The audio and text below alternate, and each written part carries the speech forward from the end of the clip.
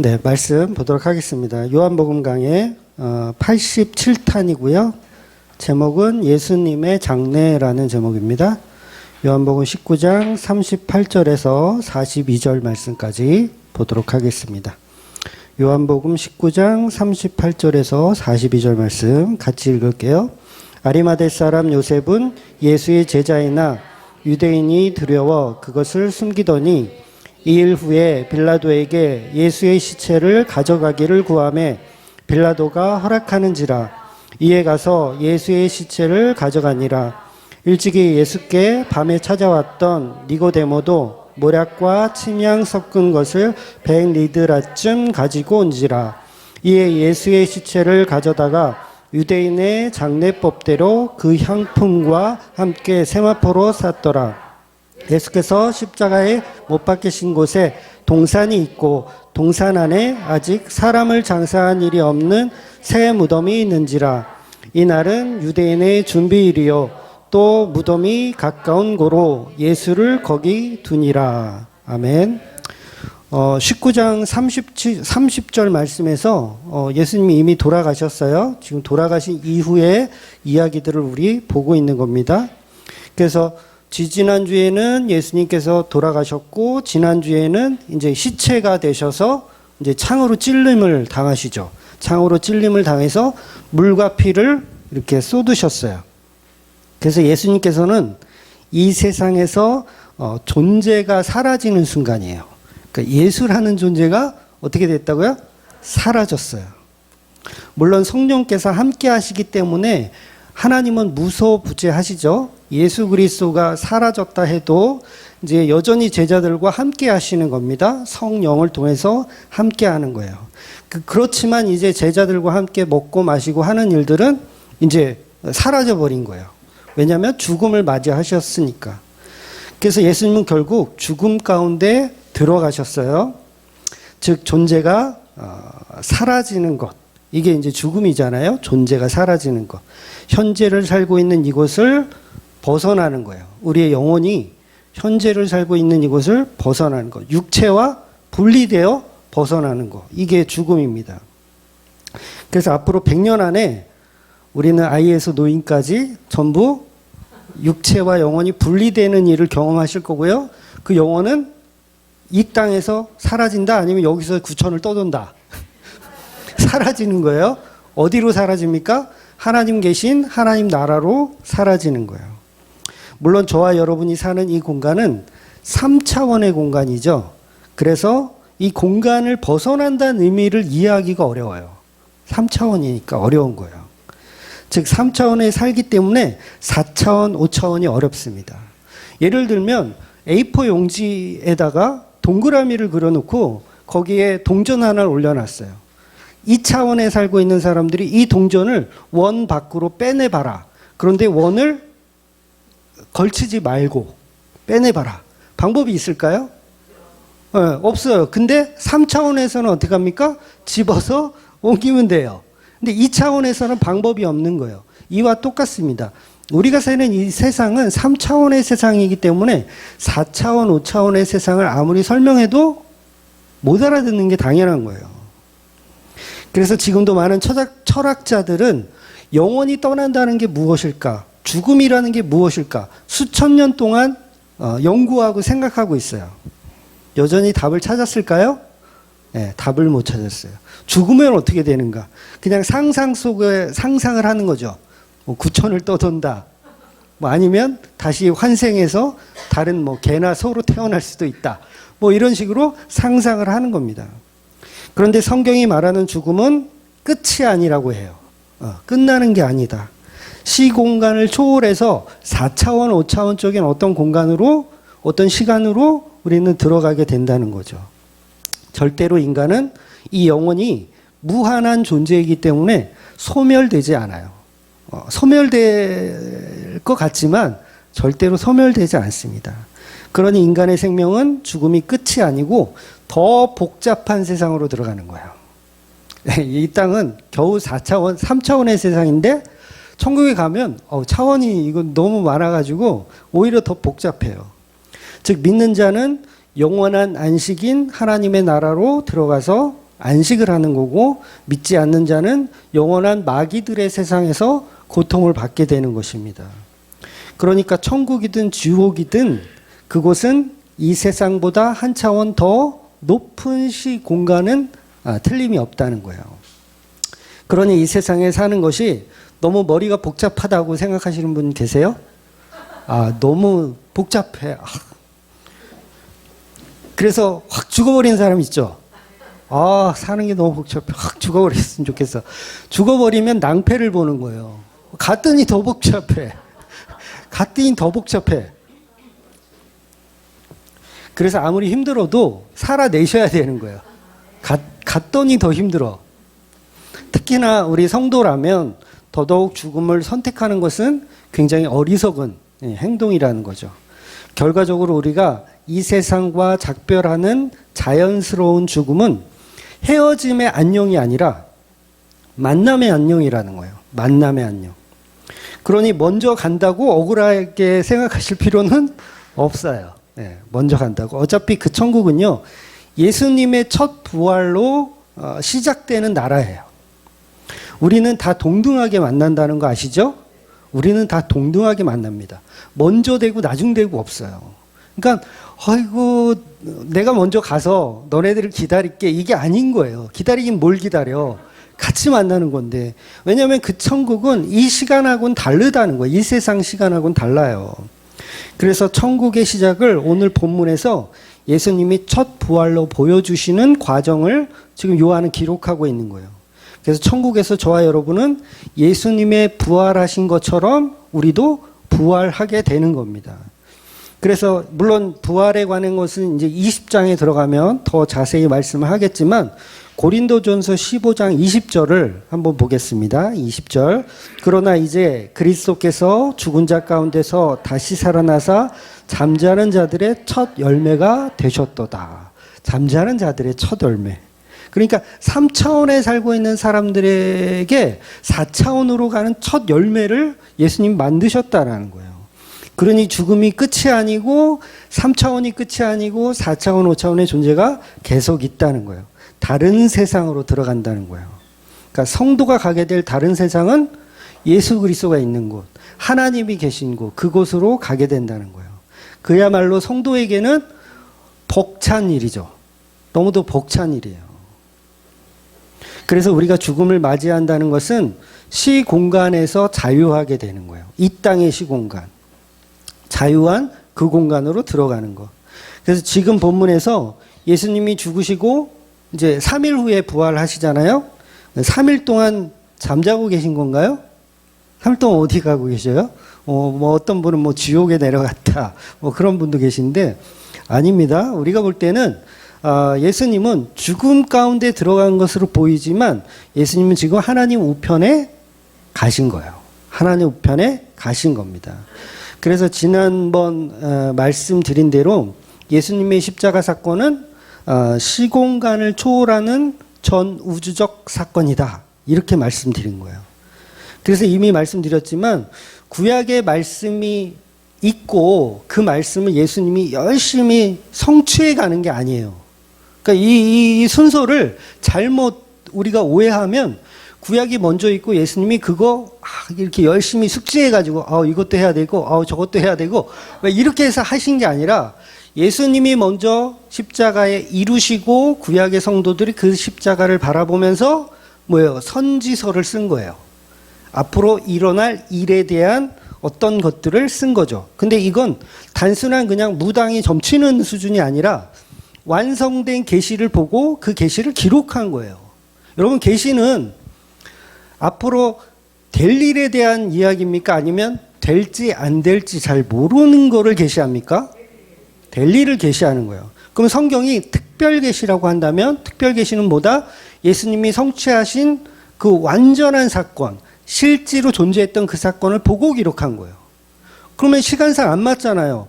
예수님은 나중에 오셨고 이 선지자들은 먼저 왔는데 그러면 이게 안 맞잖아요. 이게 왜 안 맞아요?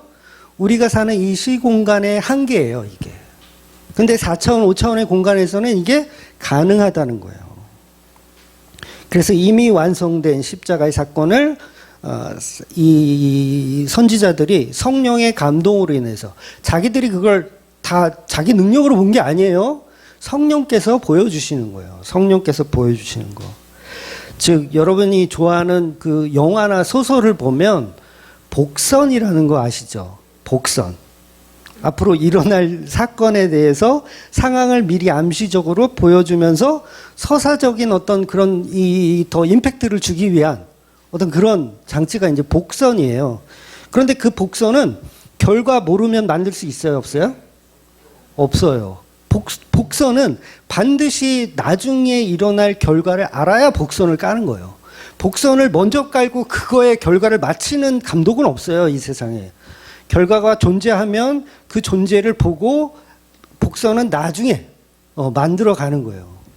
이것과 똑같습니다. 예수님의 십자가는 차원, 시공간을 초월한 사건이 먼저 있었고 그걸 이 구약의 선지자들이 보고 기록한 거예요. 이걸 예표라고 하고 이걸 예수님의 그림자다라고 표현하는 거예요. 그림자는 뭐예요? 본질이 먼저 있어야 그림자가 있는 거잖아요. 그림자가 먼저 있고 본질이 있습니까? 말이 안 되죠? 본질이 먼저 있고 그림자가 있는 거예요. 그래서 구약의 모든 말씀들은 본질이다, 그림자다. 그림자라고 얘기하는 거예요. 그러면 우리가 잘 아는 예수님이 그러니까 아담과 하와가 선악과를 따먹고 하나님이 복음을 주시잖아요. 원시복음. 여자의 후손이 마귀 사탄의 머리를 부시고 그다음에 마귀 사탄은 그 여자의 후손의 다리를 물 것이다. 이게 원시복음이잖아요. 이 원시복음을 주실 때 하나님은 십자가에 완성된 사건을 알고 주신 거예요? 모르고 주신 거예요? 알고 주신 거라는 거예요. 아담과 하와에게 가죽옷을 입혀주세요. 예수님이 십자가에서 벌거벗겨져서 죽음을 당하는 걸 예표하고 있는 거예요. 사건이 이미 이루어졌고 그림자가 구약으로 나타나고 있는 거예요. 그러니까 거꾸로죠. 거꾸로 되어 있어요. 그래서 하나님은 이미 태초부터 예수님이 십자가에 달려 죽는다는 사실을 알고 원시복음을 말씀하고 계신 겁니다. 그래서 예수님이 어린 양의 모습으로 십자가에 달려 죽는 모든 이 사건에 대한 모든 기록들을 창세기서부터 다 기록하고 계신 거예요. 이 바로 그리스도의 예표, 그리스도의 표적이라고 하는 거예요. 그래서 요한이 성경에 응하게 하려 하심이라는 말씀이 자꾸 나오는데 이 말씀을 끼워 맞춰 가는 게 아니에요. 예수님이 말씀이 있으니까 막 끼워 맞춰 가는 게 아닙니다. 이미 성취된 것에 확증을 가지고 있는 거예요. 그러니 천국 시간으로 보면 십자가에서 재창조되는 교회의 탄생과 창세기 1장에 나오는 천지창조의 이 창조와 어떤 게 먼저입니까? 질문이 어려웠나요? 십자가의 재창조와 천지창조는 어떤 게 먼저인가? 똑같아요. 똑같은 사건이에요. 동시대에 일어나는 사건입니다.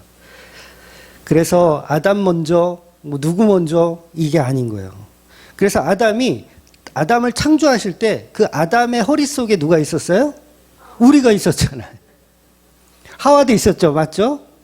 그 아담의 허리 속에 하와도 있었고 그리고 그 허리 속에 그 하와가 곧 우리니까 우리도 아담의 허리 속에 있었어요.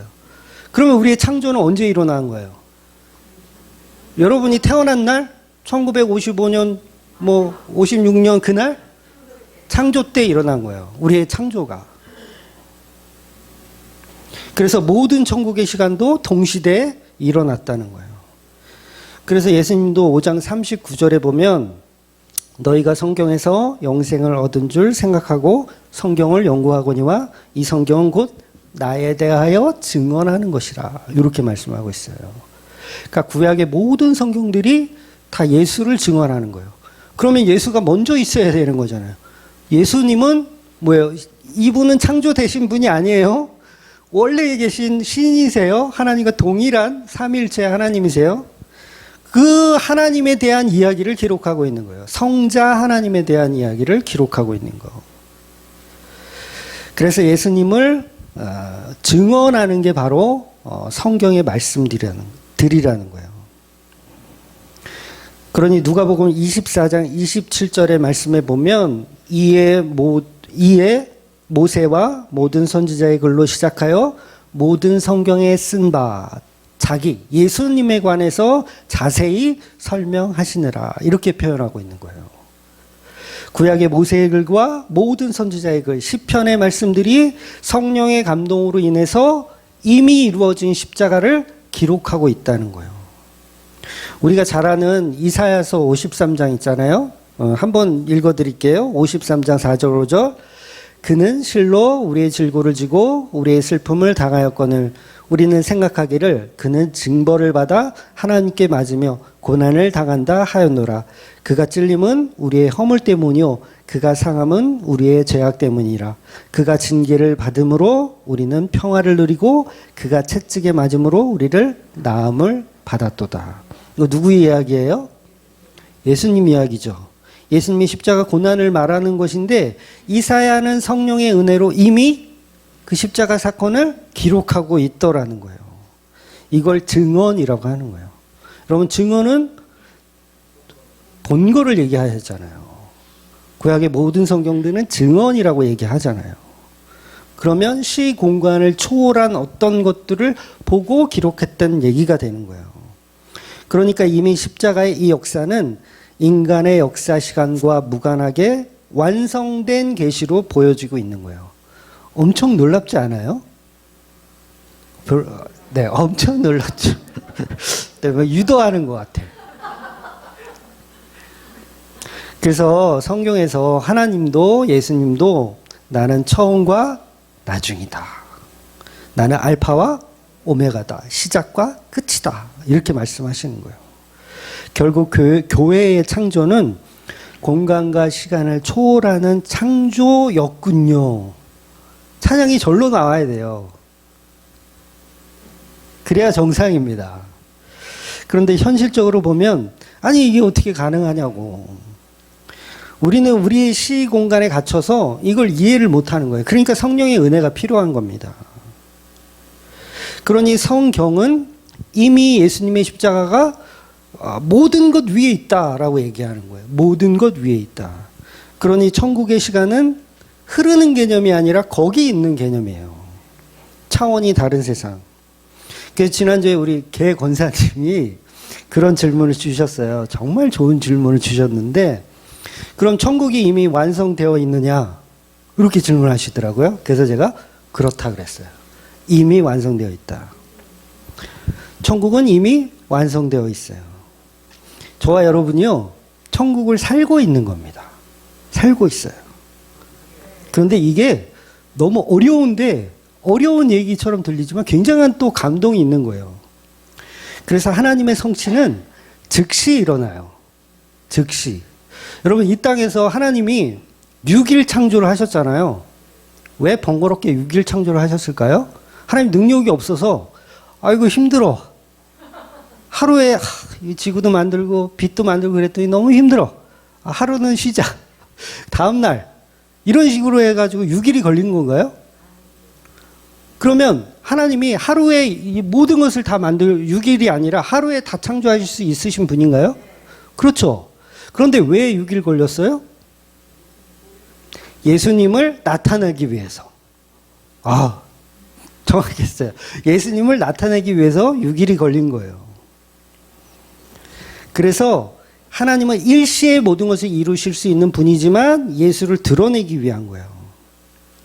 그래서 이 천국은 이미 완성되어 있습니다. 거기서 우리는 뭘 하냐면 거룩하다, 거룩하다, 우리 주 예수 그리스도.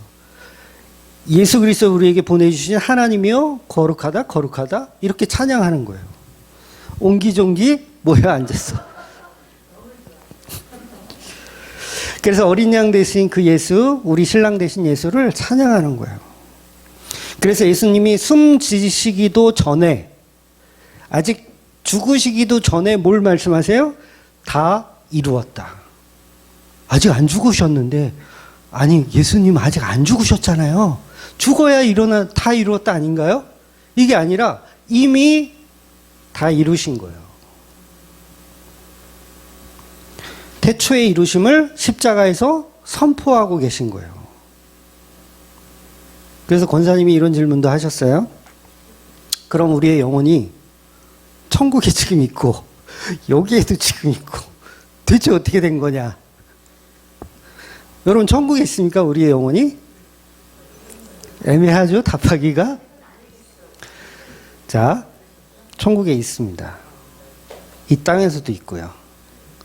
자, 이 답이 어렵죠? 네, 답이 어렵죠? 이 답이 어려워요. 이혜원 목사가 드디어 영원 이분설이라는 새로운 학설을 만들어가지고 또 주장을 한다. 이렇게 될 수도 있어요. 영원 이분설. 영원이 두 개인데, 하나는 천국에 있고, 하나는 이 땅에 있다. 저도 못 들어본 것 같아요. 이런 설을. 그래서 이건 새로운 신학설이 아니고요. 이따 나눔할 때 얘기하세요. 이건 새로운 신학설이 아니고요. 제가 그러면서 권사님한테 이런 말씀 드렸거든요. 삼위일체의 개념과 똑같다. 삼위일체는 뭐예요? 우리가 이 땅에 사는 이 3차원의 개념으로 이해하려면 어려워요. 근데 예수님은 나를 본 자가 하나님을 보았고, 또 내가 가더라도 성령은 이곳에서 계속 나의 일을 나와 동일하게 할 것이다. 이게 삼위일체의 개념이잖아요. 여러분, 삼위일체는 성경에 없는 말입니다. 신학자들이 만든 단어예요. 그런데 이 삼위일체가 그대로 우리가 이해할 수 없는 방법의 하나님의 속성을 설명하고 있는 거예요. 삼위일체. 5차원이 돼야 이해할 수 있는 방식이에요. 중요한 건 천국에도 하나님이 계십니까? 이 땅에도 하나님 계십니까? 계시죠? 확실하죠? 그럼 문제는 인간이에요. 하나님은 일신론인데, 삼신론 아닙니다. 일신론인데 우리 인간은 그럼 어떻게 되는 거냐? 그래서 삼위일체를 완벽하게 이해하면 천국에 우리가 있고 이 땅에도 우리가 있다는 게 쉽게 이해가 돼요. 그래서 어려우니까 제가 아주 쉽게 설명을 한번 드릴게요. 제가 어저께 너무 피곤해가지고 막 금요일날 우리 옹기종기 와가지고 막 저를 괴롭혀가지고 잠을 못 자가지고 그래서 잠을 잤는데 완전 꿀잠을 잤어요. 제가 이제 바다에서 낚시하는 꿈을 꾼 거예요. 바다가 너무 푸르른 바다에서 막 낚시를 해요. 저는 바다 낚시를 많이 안 해봤어요. 근데 이 원투 낚시라 그래서 해본 모래사장에서 큰 낚싯대로 이렇게 팍 던져가지고 낚는, 이거 한두 번 해봤거든요. 근데 너무 재밌어요, 이게. 근데 물고기를 늘 망둥어, 요만한 망둥어 밖에 못 잡았어요. 근데 어떤 사람은 막 광어, 도다리 막 이런 걸 잡더라고요. 엄청 큰 걸. 그래서 그걸 한 번 잡아보는 게 소원인데 한 번도 못 잡아봤거든요. 근데 꿈속에서 광어가 잡혔어. 막 신나게 막 광어를 막 낚아 올리고 있는 거예요. 어디에서? 동해바다에서. 동해바다에서 막 잡아 올리고 있어요. 그랬을 때 내 영혼은 어디 있느냐는 거예요. 내가 동해에서 지금 낚시를 하고 있는 나에게도 영혼이 있고요. 그리고 또 침대에서 자고 있는 나에게도 영혼이 있죠.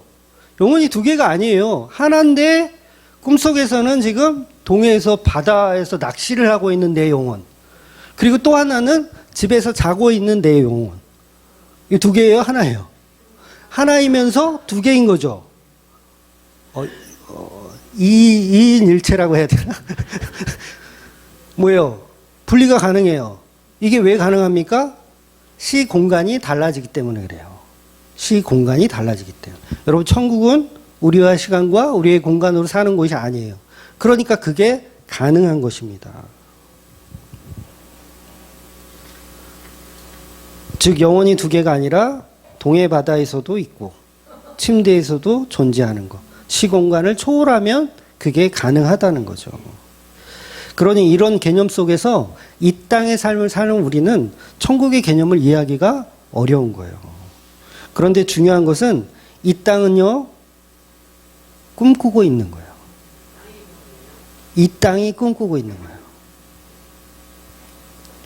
이미 천국은 완성되어 있고 성도들은 이미 그곳에 살고 있다고 봐도 무방합니다.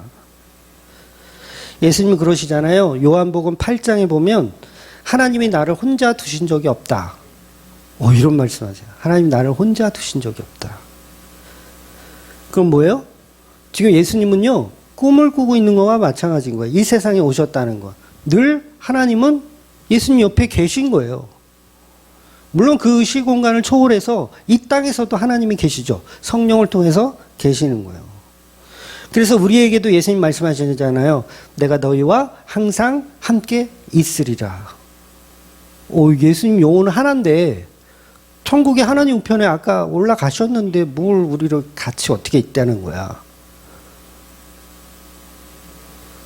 그래서 재창조는 이미 십자가로 태초부터 이루어난 사건이에요. 그래서 우리가 누가 구원받냐, 누가 구원 못 받냐, 다양한 의견들을 우린 나누잖아요. 그런데 태초부터 이미 결정되어 있어요. 히브리서 4장 3절 볼게요. 이미 믿는 우리들은 저 안식에 들어가는도다. 그가 말씀하신 바와 같으니 내가 노하여 맹세한 바와 같이 그들이 내 안식에 들어오지 못하리라 하였으나 세상을 창조할 때부터 그 일이 이루어졌느니라. 세상을 창조할 때부터 그 일이 이루어졌느니라. 누가 안식 가운데 들어갈지 이미 이루어져 있대요. 세상을 창조할 때부터 이미 결정되어 있대요. 에베소서 1장 4절 5절 볼게요. 곧 창세전에 그리스도 안에서 우리를 택하사 우리로 사랑 안에서 그 앞에 거룩하고 흠이 없게 하시려고 그 기쁘신 뜻대로 우리를 예정하사 예수 그리스도로 말미암아 자기 아들들이 되게 하셨느니라. 우리를 자녀 삼아 주시는데 태초부터 이미 자녀를 삼아 주셨대요. 바울은 창세전에 그리스도의 사랑 안에서 그리스도의 사랑이 뭐예요? 십자가잖아요. 태초부터 십자가 사랑으로 우리를 계획해 놓으셨다라는 거예요. 안식 가운데 거하도록 만들어 놓으셨다는 거예요. 그러니 우리의 예정이 곧 창조예요. 곧 창조고 재창조인 거예요. 그러니까 우리는 이미 천국을 살고 있는 겁니다. 그래서 요한복음 12장에 보셨지만 우리가 예수님이 기도하실 때 예수님의 십자가를 지기도 전에, 예수님이 아직 십자가 안 졌잖아요. 요한복음 12장은 십자가 지시기도 전에 예수님이 잠깐 고민하신 시간이 있어요. 다른 복음서는 좀 구체적으로 나오지만 이 잔을 내게서 거두어 주옵소서, 이런 뉘앙스로 요한복음 12장에서 말씀하고 있는 거예요.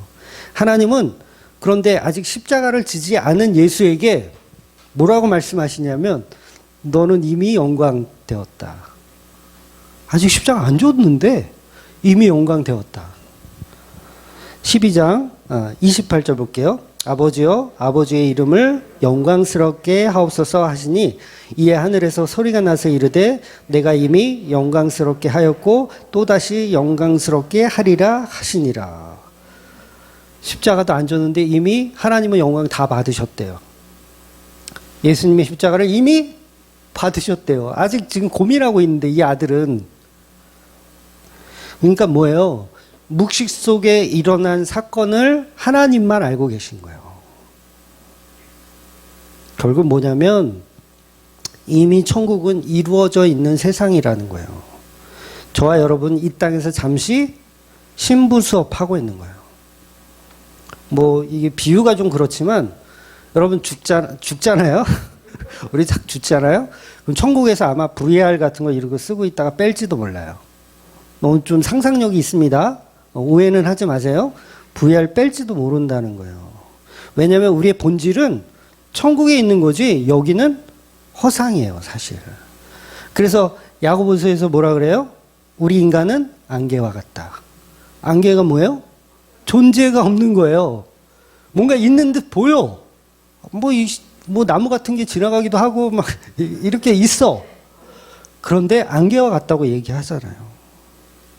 그래서 이 세상에 뭘 그렇게 쌓아두려고 할 필요가 있어요, 없어요? 없잖아요. 외제차 그만 쌓으려고 해. 외제차 그만 쌓아. 그러니까 그러니까 성경은 일맥상통하잖아요. 이 땅에 쌓아두지 마라.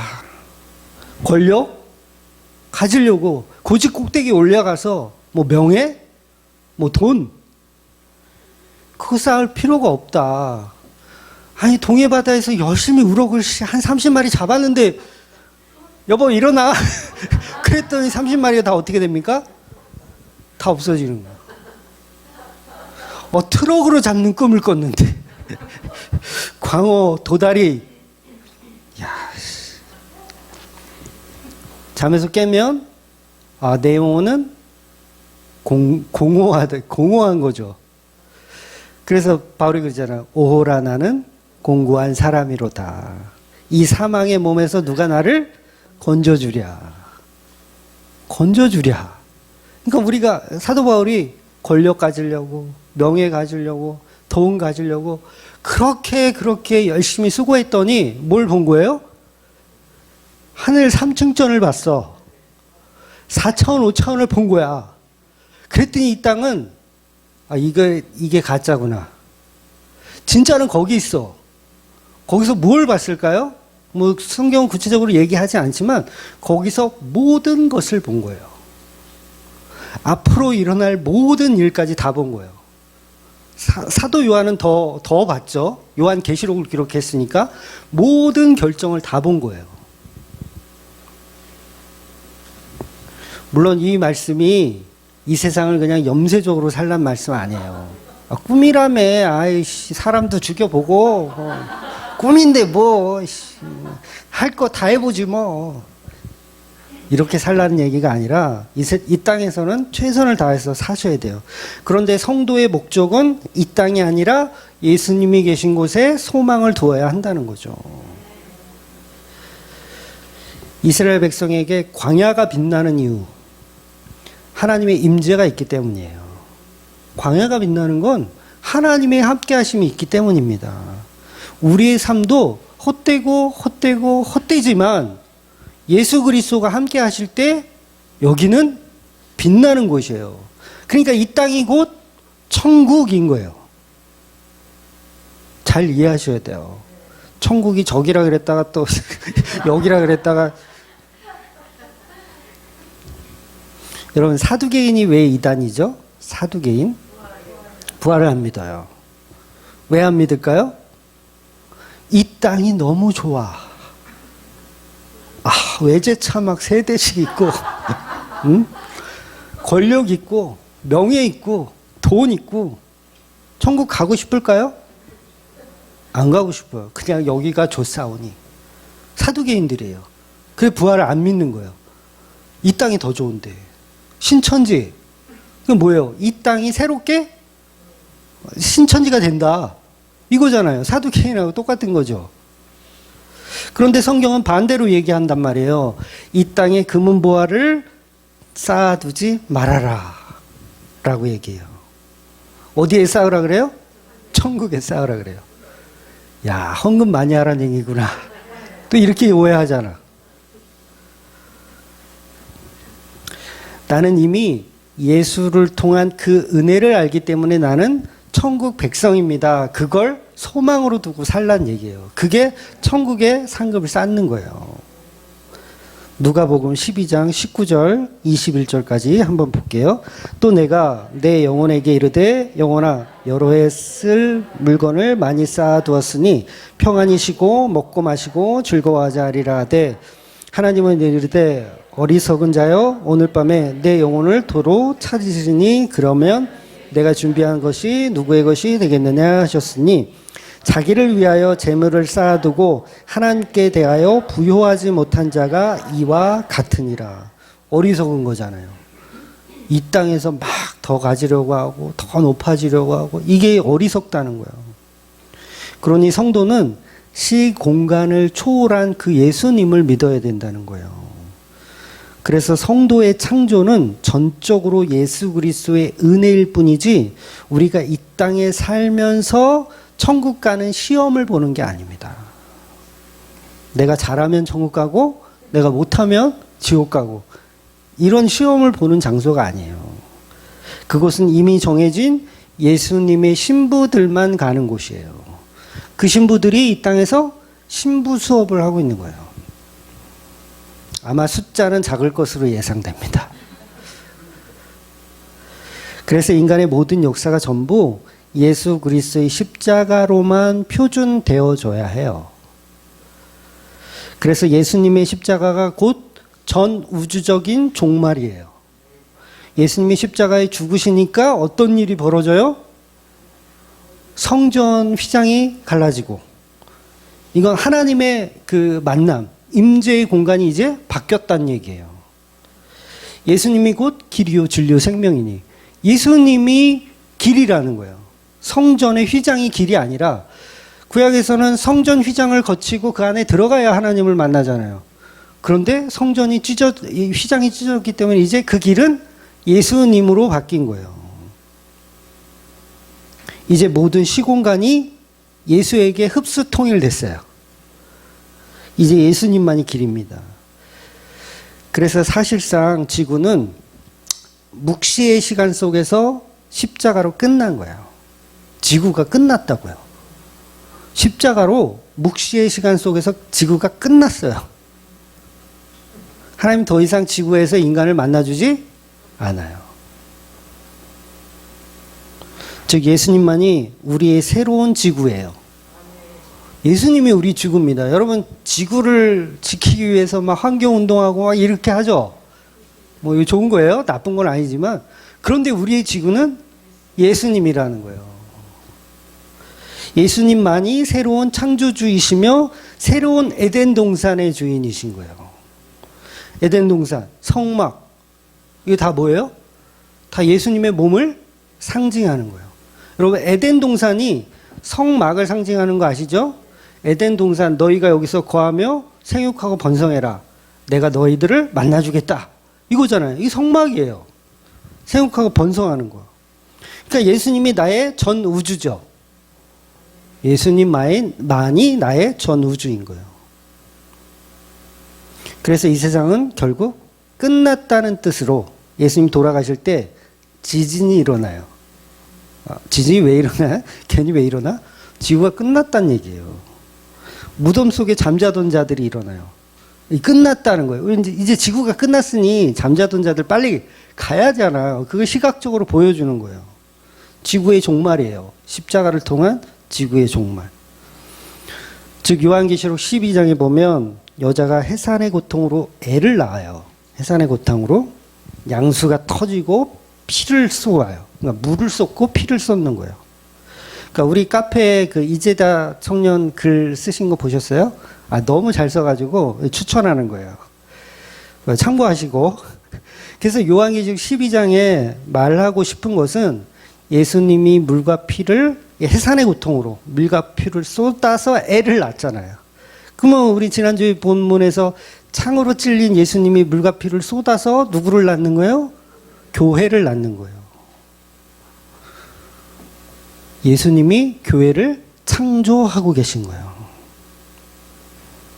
그리고 이 계시록 12장에 보면 여자가 애를 낳고 그 애는 이제 용이 삼키려고 해요. 용이 삼키려고 했더니 애가 어디로 사라져 버립니다. 어디로 사라지냐면 하나님의 보좌로 사라져 버려요. 물론 이 요한계시록을 해석할 때 이 본문의 해석을 여자는 마리아로 해석해도 되고 그 아이는 예수님으로 해석해도 돼요. 무방해요. 또 이 마리아가 이 여자를 예수님으로 해석하고 이 여자가 낳은 아이를 교회로 해석해도 돼요. 그러니까 교회와 예수님은 한 몸이기 때문에 그 약간 바뀌어도 결과가 똑같아요. 성경 해석 막 너무 어렵게 하실 필요가 없어요. 교회는 같기 때문에 예수님으로 해석해도 되고 교회로 해석해도 되는 거예요. 그래서 요한계시록의 이 말씀도 십자가로 교회를 낳았다. 그림자적 예표로 표현하고 있는 거예요. 그래서 이미 완성된 천국, 그러나 아직 아닌 천국. 이 둘 다 맞는 말인 거예요. 이미 완성된 천국, 그러나 아직 아닌 천국. 이 신학적으로 아직도 물음이 많아요. 이거 해결을 못해요. 우리 신학자들이. 천국 완성되었다. 그러나 아직 아니다. 이게 결론이에요. 그냥. 그러니까 하나님 나라는 이미 이루어져 있는 거예요. 이미 이루어졌습니다. 그런데 우리가 사는 이 세상에서 보니까 이루어져 가는 걸로 보이기도 해요. 그렇죠. 위치가 어디냐에 따라서 달리 보이는 것 뿐이에요. 근데 중요한 건 이미 완성되어 있다는 거죠. 그래서 무천년의 시간이라는 표현을 하는 거예요. 무천년의 시간. 신학적인 표현이긴 하지만 무천년의 시간을 우리는 살고 있다. 시간이 흐르지 않는다는 얘기예요. 천국은 시간이 흐르지 않아요. 그래서 예수님이 이것을 추수로 비유하시거든요. 추수. 추수할 때 곡식이 익어갑니까? 아니면 다 익었습니까? 다 익었어요. 예수님 말씀하시는 건 들판에 다 익었다. 이제 뭐만 필요하다? 추수할 추수꾼만 필요하다. 신천지 같네. 너희들이 농사해가지고 열심히 열매를 이렇게 농사를 하라는 얘기가 아니라 이미 들판이 휘어져 있다. 추수만 필요하다요. 이미 천국은 완성되어 있다. 우리는 거기 참여하면 된다. 이 얘기 하시는 거예요. 그러니까 우리가 일부어 가는 게 아니에요. 얼마나 고생들 많이 하셨어요. 일부어 가려고.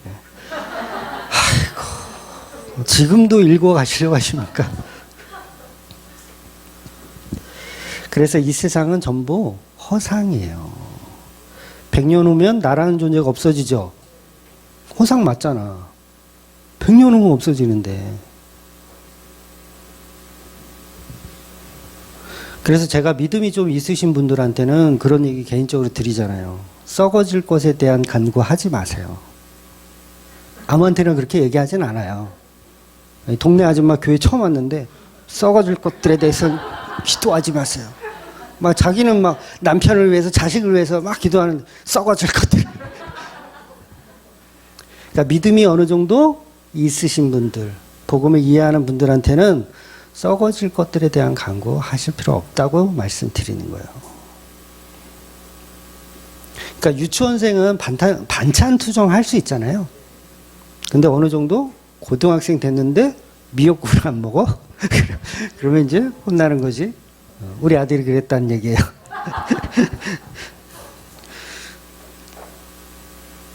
그래서 마귀가 예수님을 이끌고 올라가서 순식간에 천하만국을 보여주잖아요. 모든 권세와 영광 내게 줄게. 근데 사실 그 주겠다는 그것들이 다 뭡니까? 허상이에요. 허상. 좋다고 받아먹으려고 그러죠? 허상이에요. 50년이면 썩어 없어질 것들. 그러니까 속는 거죠. 마귀에 속는 거예요. 보이스 피싱에 속는 거예요. 누가복음에 불의한 종 나오잖아요. 불의한 종. 주인의 재물을 막 횡령했어. 막 횡령하다가 딱 걸렸어. 그래서 이제 잘리게 생겼어. 이제 그만두면 이제 노가다도 못하고 이제 나는 어떻게 먹고 살까? 그래서 딱 생각해낸 게, 그러면 내가 지금 주인 곁에 있을 때 거래처 사장님들을 다 집합시켜가지고 막 탕감을 해주는 거야. 막 100만 원이면 뭐 70만 원만 내라, 50만 원만 내라, 이렇게 막 탕감을 해줘. 그러면 주인이 볼 때, 야, 얘는 더 나쁜 놈이다, 이렇게 혼을 내야 되잖아요? 근데 하나님이 아니라 그 주인이 칭찬을 해요, 오히려. 이 불의한 종을. 현명하다고 하는 거예요. 왜? 왜? 도대체 왜 그럴까? 이 불의한 종은 주인의 재물이 허상이라는 걸 알았던 거예요. 막 퍼줘도 되는구나. 허상이구나. 불의한 종인 거예요. 막 퍼주세요. 없나? 퍼줄게. 어차피 그림의 떡인데 뭐, 그렇잖아요. 나 지금 잘려가지고 노가다하게 생겼는데 어차피 그림의 떡인데 뭐 남이나 다 퍼주지 뭐. 막 퍼주는 거예요.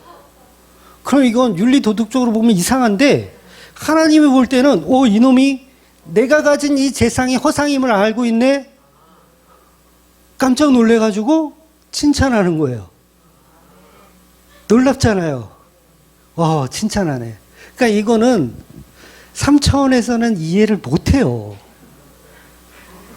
지금도 여러분 불의한 종에 대한 이 해석을 못하는 거 아세요? 네, 못해요. 그런데 이건 이 세상이 헛되고 헛됨을 이 청지기가 알았던 거예요. 아, 그래서 이것들을 팔아서 뭘 해야 된다? 친구를 사귀어야 된다. 그 친구는 누굽니까? 교회이고 예수님을 말하는 거예요. 불의한 종은 누구를 붙잡았냐면 예수를 붙잡은 거예요. 그래서 칭찬을 받은 겁니다. 썩어져 없어질 것에 대해 개념을 두지 않고 나의 친구 예수, 우리 주인의 거래처 교회, 거기에 마음을 두겠다는 거예요. 잘렸을까요? 안 잘렸을까요? 안 잘렸죠. 안 잘렸죠. 오히려 얘처럼 다른 직원들한테 얘처럼 이렇게 살아야 된다. 이 재물을 이렇게 이해해야 된다라고 했을 거예요. 그런데 우리는 뭐 이 땅에 사는 동안 그냥 더 가지려고 그러고, 김 집사 요번에 집값이 2배가 뛰었대. 그러면 부러워가지고 아주.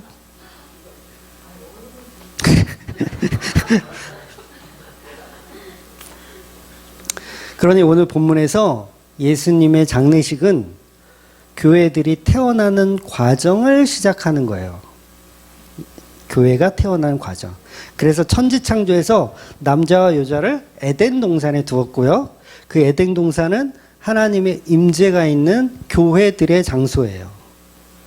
그래서 그 에덴 동산의 장소에서 끝나고 하시라니까. 끝나고 하시라니까. 그러니까 에덴 동산의 그 장소에서 하나님의 형상으로 아담을 만든 거예요. 그리고 뭐예요? 하나님과 사귐, 친구가 되는 거예요. 사귐, 친구. 그래서 아담과 하와는 에덴 동산에서 생육하고 번성하는 일을 하는 거예요. 생육하고 번성하는 일. 그 책임을 맡았어요. 우리 피조물들이. 피조물이 아니죠. 피조물 중에 우리 인간이, 사람이 맡았어요. 하나님의 대리인. 그래서 아담과 하와는 동산 중앙의 선악과를 볼 때마다 우리가 할 수 없음을 알고 하나님을 예배하는 존재로 선악과를 바라봐야 했고요. 이 땅을 정복하면서 세상을 다스려야 하는 거예요. 그런데 선악과를 따먹은 죄인이 되어서 에덴을 정복하고 다스리면 안 되죠. 이제 선악과를 따먹은 죄인이 되어서 에덴을 정복하고 다스리면 어떻게 돼요? 마귀들의 세상이 되잖아. 그렇잖아요. 그래서 실제로 아담과 하와는 에덴 동산에 쫓겨나서 지구를 정복했죠. 지구를 정복했어요. 그래서 마귀들의 세상을 만들었어. 그래서 뭐가 필요해요?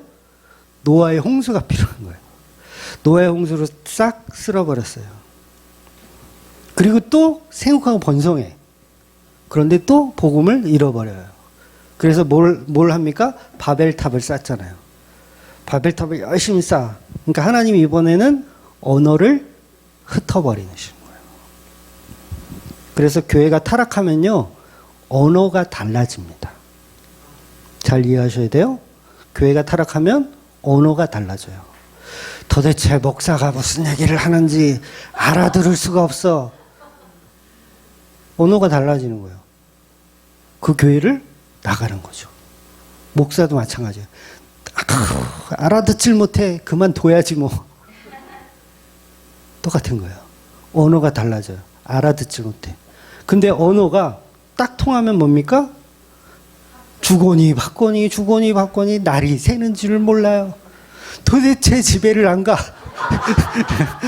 주거니 받거니 언어가 통하는 거예요. 이게 성령의 회복이에요. 복음의 회복이고 창조의 회복이 일어나는 거예요. 근데 왜 언어가 안 통하면 저기 틀렸어요. 저 엉터리야. 쟤는 이상해. 뭐 건사는 안 했으면 좋겠어. 이상한 소리만 해. 언어가 다르죠. 그러니까 교회에 처음 오면 언어가 달라서 적응을 못 해요. 뭘부터 배워야 돼요? 말을 배워야 돼요. A, B, C, D, E, F, G. 자, 써봐. 말을 배우는 거예요, 말을. 그래서 그 말이 어느 정도 시간이 지나서 익숙해지면 서로 이제 대화를 하는 거예요. 주거니 받거니. 얼마나 기쁜지 몰라요. 대화가 되면. 애기 키워보셨잖아요. 말 못했을 때는 답답한데 커서 막 얘가 막 한 5살, 6살 되면 막 말이 트기 시작했을 때 깜짝깜짝 놀라지 않아요? 애 키운 지 오래되셔가지고 기억이 없으실 텐데 애가 막 말이 트기 시작하면 막 어른스럽게 말하는 그 소리를 들으면 막 희열이 느껴져. 이게 왜 그래요? 말이 통하기 시작하는 거예요. 언어가 되기 시작하는 거예요. 그래서 오늘 본문은 그 언어들이 출발하는 지점이에요. 예수님이 십자가로 교회를 창조하시고 그 창조에 성령이 임하니까 뭐부터 해결하십니까? 언어부터 해결하시는 거예요. 바벨탑을 쌓았을 때 흩어졌던 언어가 성령의 강림으로 인해서 하나가 돼. 말이. 베드로가 막 말하는데 그 말을 막 다 알아들어. 아니 설교를 지금 하고 있는데 막 한 0.5초 빨리 나와요 여기서. 이게 뭐예요? 말을 알아듣고 있다는 얘기예요. 놀랍지 않아요? 그래서 예수님 묻히신 무덤을 요한이 동산이라고 표현하는 거예요. 동산 가까운 곳이다. 천지창조의 에덴 동산이 지금 십자가로 다시 재창조되고 있다. 이 표현을 하고 싶은 거예요. 요한복음 19장 41절 볼게요. 예수께서 십자가에 못 박히신 곳에 동산이 있고 동산 안에 아직 사람을 장사한 일이 없는 새 무덤이 있는지라. 즉 새 무덤이란 뜻은 새로운 창조를 시작하는 곳이라는 의미가 있는 거예요. 새로운 창조를 이제 내가 시작하겠다. 그래서 본문은 예수님께서 십자가상에서 완전히 죽으시고 영원히 떠나시고 이제 겨우 제자도 둘 남았어요. 요한은 어디 갔는지 모르겠어요. 하여튼간 둘 남았어. 그 예수님의 시체를 장사하고 있는 거예요. 직접 제자도 아닌 이 간접 제자라고 할 수 있는 이 아리마대 사람 요셉과 니고데모가 예수님을 장례를 치러주는 거예요. 이 두 사람은 예수님의 제자임을 숨기고 있었던 사람이에요. 두 사람은 산헤드린 공회원입니다. 바리새인이에요.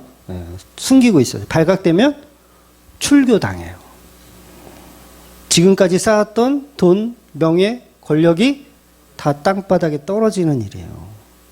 그런데 왜 예수님의 시체를 달라고 할까요? 저는요, 이 아리마대 요셉이 빌라도에 찾아가서 성경에 이런 표현이 있더라고요. 당돌히. 덩돌이 달래요. 싸가지 없이. 요즘으로 하면 싸가지 없이 아니면 거만하게 달라고 하는 거예요. 말씀하신 대로 허상이 뭔 줄 알았어.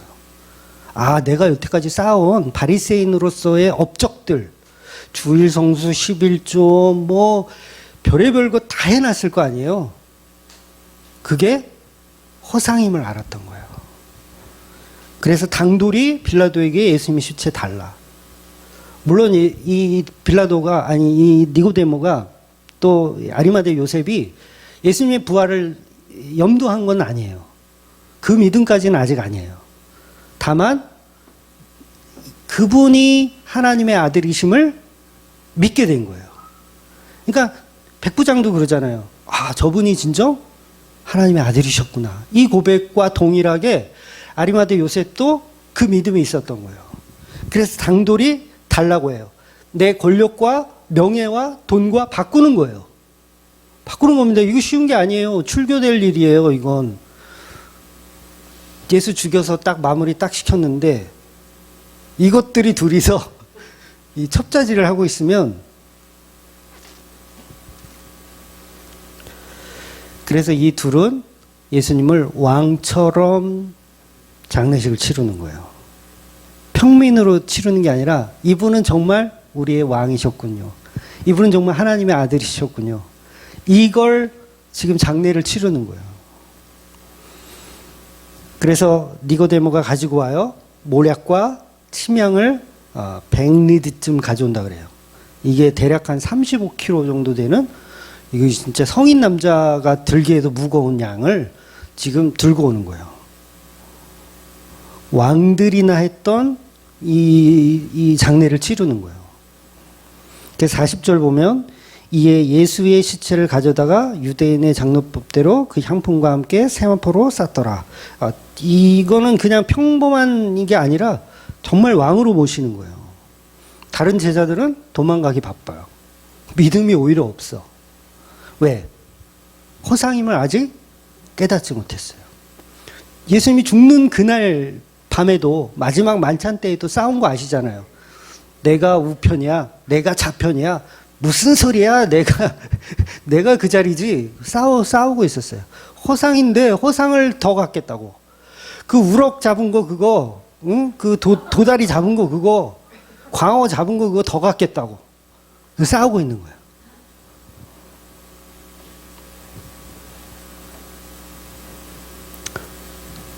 그런데 이 두 제자는 포기해버린 거죠. 괜찮아.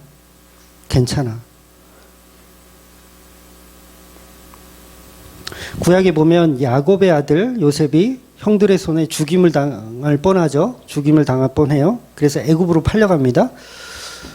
애굽으로 팔려갔는데 그 애굽은 요셉의 입장에서는 뭐죠? 무덤이에요. 이해가 되세요? 애굽으로 팔려가면 거긴 죽는 곳이에요. 무덤이에요. 평생을 그냥 이거 노예로 살아야 되는 거예요. 무덤이에요, 무덤. 무덤으로 가는 거예요. 근데 그 자리에 상인들이 갖고 있었던 게 뭐예요? 예수님을 제자들인 그 모략을 갖고 있는 거예요. 똑같이.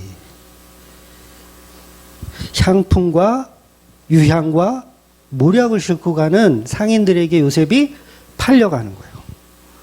무덤 속에 들어가는 거죠. 애굽이라는 무덤 속에. 그러니까 예수님이 하늘 보좌를 버리고 이 땅에 오셨어요. 어디에 오신 거예요? 무덤에 오신 거예요. 이해가 되시죠? 무덤에 왔어. 그러면 동방박사들이 뭘 갖고 가야 돼? 그렇죠. 모략과 이 장례에 치를 이 물건들을 가지고 오는 거예요. 무덤에 오신 예수 그리스도. 그래서 우리는 예수님이 요한복음 3장에 말씀하신 것처럼 모세가 광야에 뱀을 든 것 같이 인자도 들려야 하리라. 예수님의 십자가에서 놋뱀으로 돌아가시는 거예요. 놋뱀, 말 그대로 그 놋뱀은요, 이 모세가 들고 있는 이 놋뱀은요, 우리에게 권력을 줍니까? 명예를 주나요? 돈을 주나요? 아무것도 안 줘요. 쳐다봐야 돼, 근데. 왜? 생명이 거기에 있으니까. 생명. 생명 말고 모든 것은 다 허상이에요. 생명이 중요합니다. 이 땅에서 아무리 잘 먹고 잘 살아도요, 지옥 가면 어떡할 거예요? 생명이 중요하잖아요.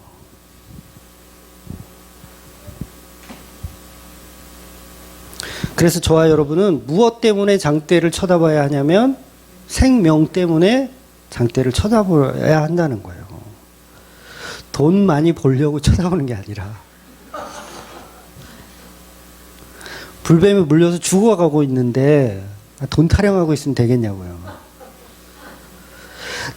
나의 부와 명예고 지랄이고 나는 필요 없으니 난 놋뱀을 쳐다보겠나이다. 이게 교회들이라는 거예요. 이게 성도라는 거예요.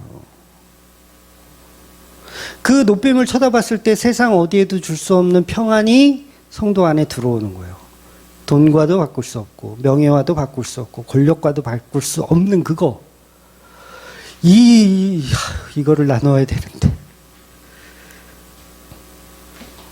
그래서 요셉과 이 니고데모도 돈이나 권력보다는 예수님이 보실 때 그 생명이 더 소중하다라고 생각한 거예요. 그런 예수님이 늘 말씀하시잖아요. 은혜가 필요한 자, 과부, 고아, 병든 자, 죄인이 있어야 된다고 하시잖아요. 그래서 날마다 우리는 십자가 은혜가 필요한 존재로 살아가셔야 돼요.